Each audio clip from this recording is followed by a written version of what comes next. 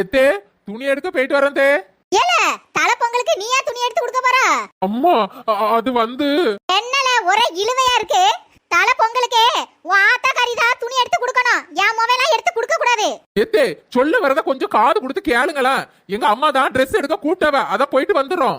அதானே பார்த்தேன். உன் ஆத்தா கறிய 25,000 ரூபாய்க்கு பட்டு புடவை எடுத்து தர சொல்லு. என் மோவனுக்கும் பட்டு வேஷ்டி பட்டு சட்டை எடுத்து கொடுக்க சொல்லு.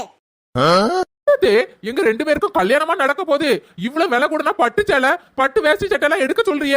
5,000 ரூபாய்க்கு ஒரு புடவை எடுத்தா காணாது. என்னது 5,000 ரூபாய்க்கா? சீ, என் மவளுக்கு 2 வருஷத்துக்கு முன்னாடியே நான் 20,000 ரூபாய்க்கு பட்டு சேலை எடுத்து கொடுத்தேன் தெரியுமா?